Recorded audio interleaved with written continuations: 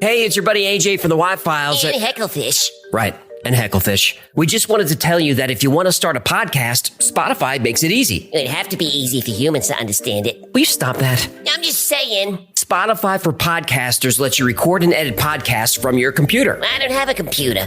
Do you have a phone? Of course I have a phone. I'm not a savage. Well, with Spotify, you can record podcasts from your phone, too. Spotify makes it easy to distribute your podcast to every platform, and you can even earn money. I do need money. What do you need money for? You kidding? I'm getting killed on Guppy support payments. These 3 ex-wives are expensive. What, you don't want to support your kids? What are you, my wife's lawyer now? Never mind. And I don't know if you noticed, but all Y-Files episodes are video, too. And there's a ton of other features, but we can't be here all day. Will you settle down? I need you to hurry up with this stupid commercial. I got a packed calendar today. I'm sorry about him. Anyway, check out Spotify for podcasters. It's free, no catch, and you could start today. Are we done? We're done, but you need to check your attitude. Excuse me, but I don't have all day to sit here and talk about Spotify. Look, this would go a lot faster if you would just let me get through it without... In Dumbarton, Scotland, there's a 19th century gothic bridge that crosses a 50-foot ravine. It's officially called Overtoun Bridge, but its unofficial name is the Dog Suicide Bridge. Oh no, do I even have to ask? Since the 1950s, hundreds of dogs have mysteriously jumped off this bridge, and 50 of them died. Let's find out why.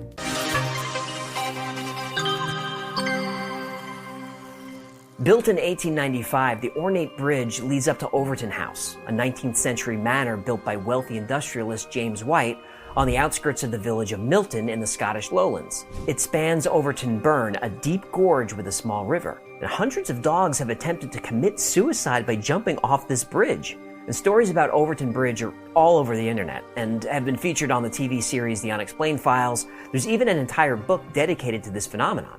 But despite all this attention, the mystery is still unsolved. So what's going on here? There are those who believe that the suicides are caused by supernatural forces.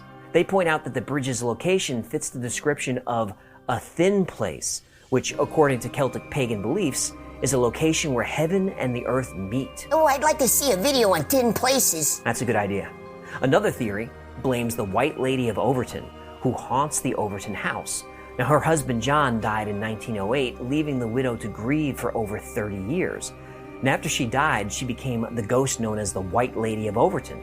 According to local legend, the White Lady has been seen in the windows of the house and wandering the grounds, still grieving. Another, even darker story describes a terrible event that happened in 1994.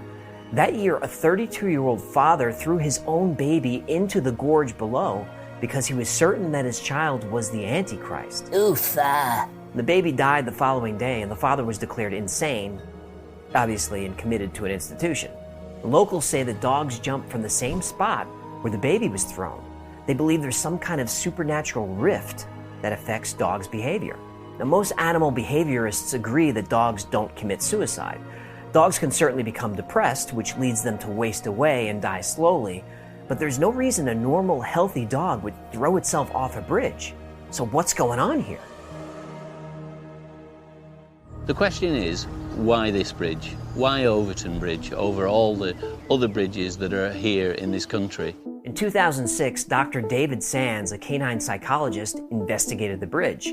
Dr. Sands said the way that the bridge is constructed is probably a factor. The walls of the bridge are about waist high and completely solid. There are also trees and dense greenery that grow higher than the walls. So there are no visual cues for the dogs to realize that they're on a bridge or that there's a drop on the other side of the wall. Also, the tops of the walls are tapered, so that if a dog jumps on top of one, it's probably going to fall even if it realizes it made a mistake. So this explains why a dog would be unaware that jumping is dangerous.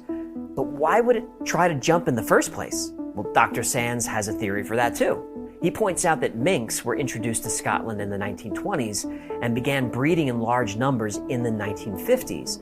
This is the same time when the suicides supposedly started. So not only are mink present in the undergrowth under the bridge, but also squirrels, mice, all kinds of forest critters that dogs enjoy. He made me this collar so that I may talk. Squirrel! My master is good and smart. The theory is the scent of one or more of these animals grabs a dog's attention. Then wanting to chase down the source of the scent, the dog jumps over the wall without realizing the danger. This theory is supported by the fact that all of the incidents appear to happen on dry, sunny days when animal scents carry more clearly. And Scotland doesn't get a lot of dry, sunny days, so it kind of stands out. Dr. Sands performed an experiment to see what scents were most attractive to dogs. He took 10 dogs to a field, and they were of the same breeds that jumped off the bridge. In the field were 3 containers, each containing an animal scent. 7 of the dogs headed straight to the container containing the mink scent, like right to it. Minks emit a strong odor that gets dogs very excited. So the most logical theory is that on sunny days when scents are carrying well, long-nosed dogs are catching a whiff of mink in the undergrowth below the bridge. And in general, with dogs, the longer the nose, the better their sense of smell. So then, driven by their instinct to hunt and unaware of the dangerous fall, they jump off the bridge in pursuit of prey. Checks out? So what we have seems to be a plausible explanation for the dog suicide bridge. But locals aren't buying it. People who visit the Overtoun Bridge also talk about experiencing a strange feeling when they're there. And some have even said they feel an invisible finger kind of prodding them to the end of the bridge. And what do you think the jabbing finger was? The White Lady of Overtoun. When skeptics confront locals about the supernatural theory, many are quick to point out that there are other bridges just like this all over the area with the same characteristics. Yet dogs are not jumping. So what do you think? Have we debunked this story, or is there something more going on here? Let us know in the comments. I think what's going on is dogs are dumb. Oh, and if anyone knows about a fish suicide bridge, I'd be interested in that. Not funny.